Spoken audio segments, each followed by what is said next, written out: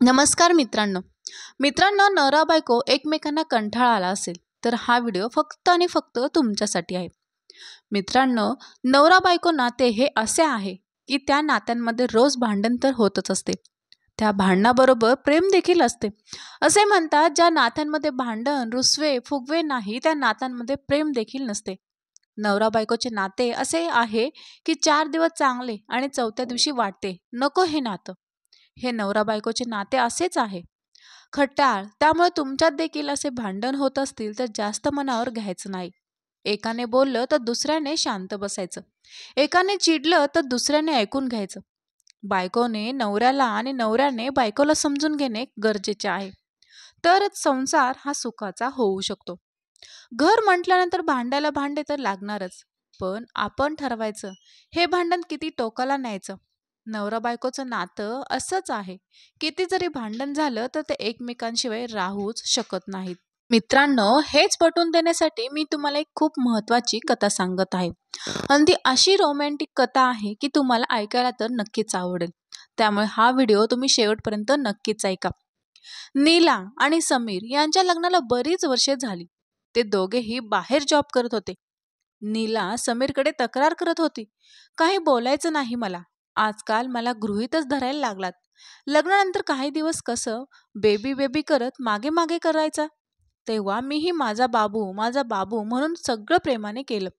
पण आता मात्र तुम्ही मला गृहीत धरताय. छोट्या छोट्या गोष्टींवरून नको ग भांडत जाऊ. वेळ काळ काही बघत नाही. सकाळ सकाळी चालू होते, सगळा दिवस खराब करून टाकते. नीला चिडून म्हणते, हो, छोट्या छोट्या गोष्टींवरून. तुमच्यासाठी असतील छोट्या छोट्या गोष्टी, पण माझ्या जागी येऊन बघा, मग कळेल. लग्नानंतर तर मी अशी चिडले की मागे मागे फिरायचा, मनवायचा, आणि आता चिडले की काही फरक पडत नाही. येईल आपोआप बोलायला म्हणून सोडून देता. दिवसभर सगळं करायचं आणि वरून तुमचं असं वागणं. राग नाही येणार तर काय होणार. हे ऐकून दिवसभर सगळं करते म्हणते ना, नको करत जाऊ मग हे उपकार. काही गरज नाही त्याची. आज सकाळ सकाळी पतिदेवांसोबत वाजलं आणि त्याने मी बनवलेला नाश्ता न खाताच ऑफिससाठी बाहेर पडला. टिफिनही नाही नेलं. नको म्हणताना ही दररोज मला ऑफिससाठी स्टेशनवर सोडणारा तो आज विचारलंही नाही. जाऊ दे, ह्याचं हे नेहमीच आहे. टिफिन तरी घेऊन जायचं. असं मनातल्या मनात बडबड तोंड पाडून मी ऑफिससाठी आवरायला लागली. त्या दिवशी दिवसभर एक कॉल नाही की मेसेज. मीच का करू?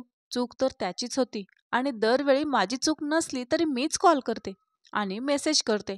मी पण नाही करणार. ह्यावेळी असा विचार करतच ऑफिसला पोहोचले असतील ना नीट ऑफिसला. करू का मेसेज? जाऊ दे, नको.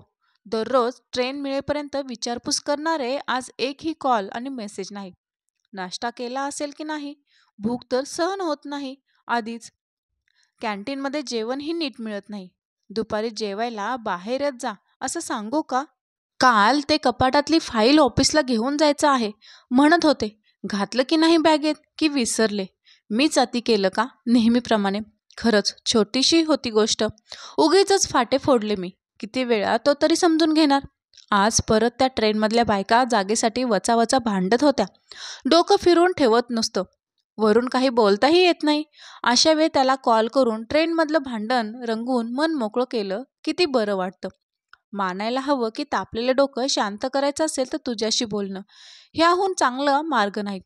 अशा विविध विचारांनी तिचं ऑफिस मधल्या कामामधलं काही लक्ष लागेना. ॲसिडिटी झाले म्हणत होती, तरी सकाळी लवकर उठून नाश्ता बनवलेला तिने खाऊन यायला पाहिजे होता. आता पोटात कावळे ओरडायला लागलेत. बापरे, दुपारच्या जेवणाचं काय करायचं? माझी आवडती पालक पनीर दिली होती टिफिनमध्ये. चुपचाप घेऊन आलं पाहिजे होतं. पण माझा राग अडला ना. खा आता गुमान कॅन्टीनमधलं, मग कळेल बायकोचं प्रेम. पोहोचलात का? नाश्ता केला का? कॉल करून तरी विचारायचं, पण नाही. नाकावर राग आहे तिच्या. दररोज आपलं सारखं भुनभुन कॉल आणि मेसेज करून पोहोचलात का, जेवलात का, कधी निघणार, पण आज एकही कॉल नाही की मेसेज. मी तिच्या कॉल आणि मेसेजला मिस करतोय का? माझं पण काहीतरी मीच करू का? मला काही फरक पडत नाही. अरे यार, फाईल घरीच विसरली. तिच्याशी भांडलं नसतं तर तिने आठवणीने ती फाईल बॅगेत घातली असती. खरंच मांडलं पाहिजे. ती आहे म्हणून मी आहे. त्याची ही अवस्था काही वेगळी नव्हती. त्यालाही काहीतरी चुकल्यासारखं वाटत होतं. संध्याकाळपर्यंत असंच मौन व्रत चालू होतं. दोघांचं संध्याकाळी अचानक तिची ऑफिसमध्ये अर्जंट मीटिंग ठेवली. त्यामुळे तिला घरी यायला उशीर होणार होता. जशी मीटिंग संपली तशी ती बॅग घेऊन पळत सुटली. पतिदेव तर 7 पर्यंत घरी पोहोचलाच असेल. ऑफिस जवळ आहे ना त्याचं. बापरे, 8 वाजल्या. दररोज मी 8 वाजेपर्यंत घरी पोहोचते, पण आज तर 9 वाजतील घरी पोहोचायला. तोपर्यंत त्याला भूक लागणार. चिवडा आणि चकलीचं डब्बा त्याला सापडेल का? भूक नाही सहन होणार मी जाईपर्यंत. कॉलच करते. अरे पण आम्ही दोघे तर बोलत नाहीये ना. काय करू? जाऊ दे. कॉल करतेस मी. मोबाईल हातात घेते. बघते तर काय, मोबाईल स्विच ऑफ. अरे देवा, सकाळच्या भांडणात चार्जर घरीच राहिला वाटतं. अहो, चिवडा आणि चकलीचा डब्बा सापडला का? काही खाल्लं का? तुम्ही इतका वेळ कुठे होतीस? किती कॉल्स केले तुला? किती वेळा सांगितलं चार्जर किंवा पॉवर बँक बॅगेत ठेवत जा. बॅगेत पण नाही ठेवत. दररोज 8ला येणारी 9 वाजले तरी पत्ता नाही. म्हणजे काय समजायचं मी? कुठून तरी कॉल करून सांगायचं ना की मी ठीक आहे, उशीर होईल म्हणून. वाटलं तुझ्या मैत्रिणीकडे गेली असेल. तिलाही कॉल केला पण तिथेही नाही. दार उघडल्या चालू झालं नवऱ्याचं ओरडणं. आणि हे ओरडणं ऐकून माझे मन आनंदाने नाचू लागले, पण चेहऱ्यावर भाव गंभीरच ठेवले. मोबाईल लगेच चार्जिंगला लावला. चालू केला तर मागच्या 1 तासात 50 मिस्ड कॉल होते. हे 50 कॉल्स माझ्यासाठी पुरेसे होते. त्याचा राग किती वरवरचा आहे हे समजण्यासाठी. इथेच नवऱ्याची बायको वरचे आणि बायकोचे नवऱ्यावरचे खरे प्रेम सिद्ध होते. दोघांनाही एकमेकांची काळजी होती. थांबा, तुम्हाला भूक लागली असेल, खायला देते म्हणत आत गेली. मी थोड्या वेळाने टीव्ही बघत जेवायला बसलो. पहिला घास मी भरवला त्याला. टीव्हीवर तिने बिन नाही लगता दिल तेरे ढोलना सब छोड जाई तू ना मै न छोडना गाणं लागलं होतं. गाणं ऐकतच आम्ही दोघे गालातल्या गालात हसत एकमेकांकडे बघत राहिलो. खरंच असतं असं पती पत्नीचं प्रेम, पती पत्नीचं नातं. सोबत असले की नेहमी भांडणारे आणि सोबत नसले की एक क्षणही न करमणारे, असे हे नाते. ह्या नात्यासाठी पुढच्या ओळी, तू आहेस म्हणून माझ्या जीवनाला अर्थ आहेस. तू नसलास माझं जगणं ही निरर्थक आहे. तू आहेस म्हणून सकाळी उठून टिफिन बनवण्यात उत्साह आहे. तू नसलास तर माझ्या भुकेसाठी गाडीवरचा वडापावही पुरेसा आहे. तू आहेस म्हणून दमून येऊन चहासोबत पिण्यात मजा आहे. तू नसलास तर जणू माझं जीवनच बेसूर आहे. तू आहेस म्हणून मी सुखी संसाराची स्वप्ने रंगवत आहे. तू नसलास तर हे जीवनच एक वादळ आहे. तुझ्याशी कितीही भांडले तरी मला माहीत आहे, तू आहे म्हणून मी आहे.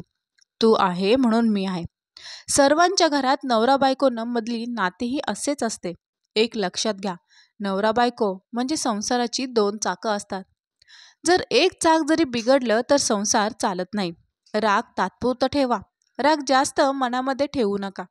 ज्या ज्या वेळेला गोष्टी विसरायला शिका. दोघांनाही हा नियम लागू होतो. जर हा नियम दोघांनी ठेवला तर संसारामध्ये कधी अडथळा येणार नाही. तर मित्रांनो, खरंच ही कथा तुम्हाला आवडली असेल तर मला कमेंटमध्ये नक्कीच सांगा. आपण भेटूया अशाच नवीन व्हिडिओमध्ये. तोपर्यंत जर तुम्ही ज्ञानवर्धक मोटिवेशनल चॅनलवरती नवीन असाल तर चॅनलला जरूर सबस्क्राईब करा.